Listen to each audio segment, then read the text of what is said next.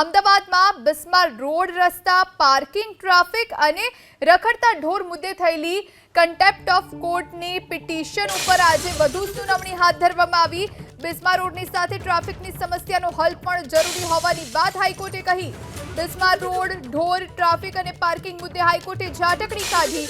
બિલ્ડિંગો બહાર થતા આડેધડ પાર્કિંગ સામે તુરંત કાર્યવાહી કરો।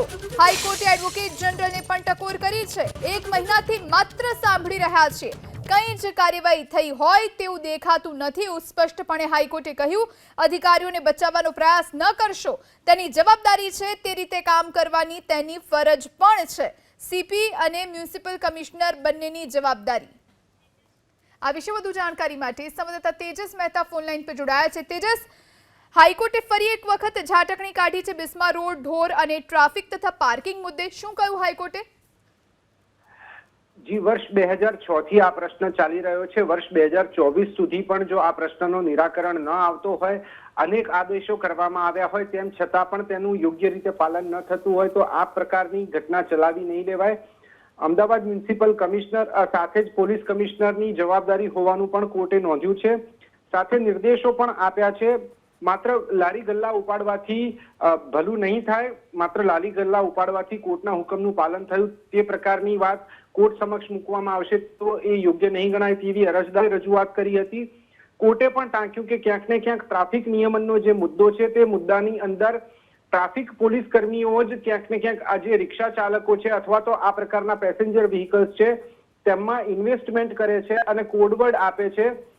16 હાઈકોર્ટનો વિસ્તાર હોય તે કોઈ એક પોલીસ કર્મીની ગાડી જે છે તે મણિનગરમાં ચાલતી હોય, કોડવર્ડથી આ કયા અધિકારીની ગાડી છે, કયા પોલીસ કર્મીની ગાડી છે, આ પ્રકારની સમજ આપવામાં આવતી હોય છે।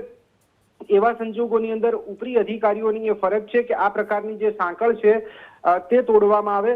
સાથે જ મહત્વની બાબત કોર્ટે એ પણ નોંધી છે કે એડવોકેટ જનરલની સંવેદનશીલતા પૂરતી નથી, પરંતુ અધિકારીઓની સંવેદનશીલતા પણ જરૂરી છે। એડવોકેટ જનરલે કોર્ટને ખાતરી આપી છે કે આગામી મુદતે તમામ અધિકારીઓ કોર્ટ સમક્ષ હાજર રહેશે। જો કે રખડતા ઢોરના ત્રાસના મુદ્દે પણ કોર્ટે મહત્વના અવલોકનો કર્યા। અમરેલી અને ખાસ કરીને કચ્છના 2 બનાવોને એ જે વિડીયો કોર્ટની સમક્ષ આવ્યા હતા તેને ધ્યાને લઈને કોર્ટે કહ્યું કે આજે પણ રખડતા ઢોરનો ત્રાસ યથાવત છે, જેના કારણે નિર્દોષ નાગરિકોના જીવ જાય છે। આ પ્રકારની જે ઘટનાઓ છે તે રોકવાની જવાબદારી રાજ્ય સરકારની છે। માત્ર પોલિસી અમદાવાદ પૂરતી બની નથી, આખા રાજ્યની અંદર આ નીતિનો અમલ જરૂરી છે અને તે જોવાની જવાબદારી સરકારની છે।